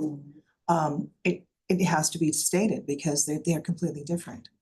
A child that has the most growth might not be the top student, and the top student might just be static at the top. So I think that's incredibly important that we decide that. And maybe not now, but certainly before we move forward. Well, school starts in August. Okay. So maybe this is something we can confirm August, latest September, Or July. July, I mean, whatever, I'm just saying like, what's the like absolute latest, We'll give 'cause- people time to think about it, let it gel, and decide whether or not we want to suggest top student or the highest growth. So for the sake of just settling this, my motion would be to give direction to the superintendent to develop, sorry, giving you a task, to develop this rubric. A couple criterias, yeah, based on the rubric of most improved and highest. Yeah. Student. At the end of the day, we just determine those 3 things, those are titles, those are designations, but we don't know the actual, what makes that to be. Right. I understand this makes it more complicated initially, but yes, it is now more complicated than it was initially envisioned, but it's not for the sake of. So then why give it to the management? All these people are working on No, it. they would do it because. They're because we gonna just do told- it and they have the director of special ed. She don't know what rubric to look for. Either most improved or higher. I mean, if we're giving it to them, then why? Trust their process. But you have to pick one of those two. You just cited most No, improved they or could do- highest. There's a Which are they student gonna that's, do? is high because he got most improved. Yes. Not necessarily. Ms. most Manzioni, improved- Ms. I'm Rivera sorry. has the floor. Continue. So I'm just, that's why we tell them. We tell them we just want the student most improved or the highest. We just tell them they do the rubric. They do the work. Ms. Flores? In the interest of time, Yes. okay, we've established already that we're doing three. Mhm. And the three are going to be EL, SPED, and most improved. Correct. So we don't know the dollar amount yet. I hope as everybody participates so we could shoot for that 500 each. So right now, the decision who or what gets it, we have time. Yes, Purpose of this tonight is that we agree on the three. we got that, And yeah. we got that. So we're moving forward. We can take this up at another time. Yeah. And I appreciate, Is there thank a you so motion? much. I can't thank you enough There's a too. motion right here. That you brought this to the table. So yeah, let's move forward. We've done two things and I think that's a good start. I think my finality of it, and I'm still gonna make this motion, I'm sorry, is it doesn't seem like there was a lot, I was like maybe lukewarm of still kind of reigning control, but again, if we're deferring to management to pick the winners, I'm comfortable with them then determining the rubric. So my motion would be to defer and allow the management association to also pick the rubric. So it'd be them picking the rubric, them identifying the winner, where we identified it should go to 3, and it's the rest is to them, and they will on their timeline. I would second that. So, okay, so that's Cimental and Flores, and I promise I will get this in writing to you. But so we're all aware that we are allowing the Management Confidential Association the power to establish the rubric for the scholarship designations that we have already approved. And we have already authorized them to pick the winner. So we're just giving them the power to make the rubric. We are let going of our prerogative to create it. We're trusting that they will do a good job. So is that how you understand it? Perfect. Any further discussion on that? Ms. Manzioni? Completely agree on all of it. A rubric is good if it's got a focus. Is the focus gonna be most improved or highest? That would be deferred to management based So off they're their, picking the focus as well as the rubric underneath it. correct. They would interpret what does it mean to be the winner for the English language population, the special education population, and the most improved population. We are completely deferring to their judgment. That is my motion, for the sake of, And she said, second. yes. Any further discussion? Hearing none, roll call vote. Aye. Aye.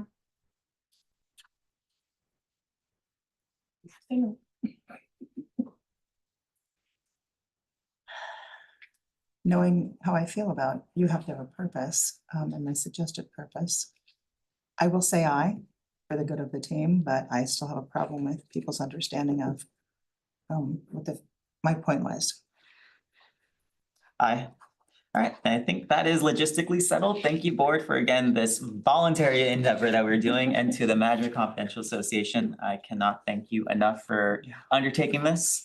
I appreciate your patience and everyone in this room and the audience for dealing with that, but this was good. I think it's rare for the board to do discretionary stuff like this. We're very rubber stampy. It's a very board of directors with stuff. So the fact that we took time to thoughtfully engage on how we want to support our students. And yes, we deviated initially, but I think we took a very meaningful, lens towards equity and intentionality to service our most vulnerable students. So for that, I commend us and just dealing with that. So thank you for that. Thank you, Gina, for bringing the scholarship, the idea of scholarship. Thank you, Ms. Flores, for bringing it.